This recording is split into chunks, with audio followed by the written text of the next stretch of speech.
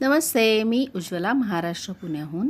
जवळजवळ 1 महिन्यापूर्वी मी हे कढीपत्त्याचं रोप आणलेलं आहे आणि त्याला अजून रिपोर्ट नाही केलेलं. यावरती मला आज ही आळी दिसलेली आहे. ही आळी दुसरी तिसरी कशाचीही नसून ही फुलपाखराची आळी आहे.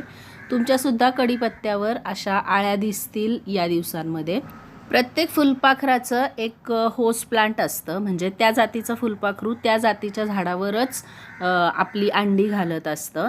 म्हणजे लिंबाच्या झाडावर वेगळ्या फुलपाखराच्या अंड्या सापडतील किंवा हळदीच्या झाडावर वेगळी आळ्या सापडतील, तर ते त्याचं होस्ट प्लांट असतं.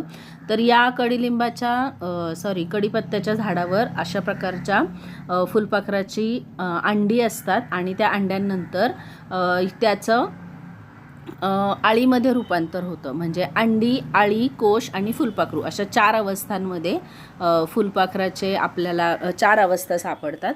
तर या कढीपत्त्याच्या झाडावरती मला ही आळी दिसलेली आहे. तुम्हाला जर या 4ही अवस्था पाहायच्या असतील तर ही आळी तुम्ही झाडावरून काढू नका. आणि जर तुम्हाला असं नको असेल किंवा आपलं झाड खराब झालेलं नको असेल तर असं तोडून तुम्ही टाकून देऊ शकता. जर रेग्युलर तुम्ही फवारे करत असताल तर असं कोणतंही फुलपाखरू आपल्या झाडावरती अंडी घालत नाही. पण थोडंसं जरी दुर्लक्ष झालं फवाऱ्यांकडे, म्हणजे कीटकनाशकांच्या फवाऱ्यांकडे, तर अशी फुलपाखरं ही अंडी घालत असतात आणि आपल्या झाडाची पानं खाऊन टाकती ही आळी. हिचा वेग खूप असतो पानं खाऊन टाकण्याचा आणि त्यामध्ये तिची वाढ होत असते.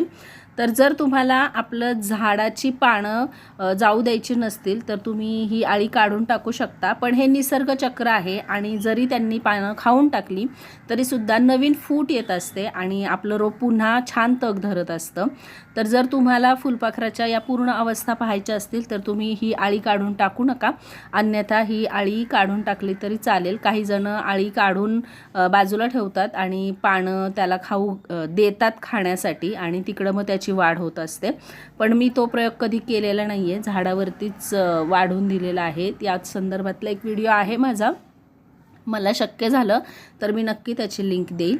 पण अशा प्रकारे जर आळ्या दिसल्या, तुम्हाला हवं असेल तर तुम्ही ठेवा. जर नको असेल तर तुम्ही त्या आळीचं पान काढून टाकू शकता. नमस्कार.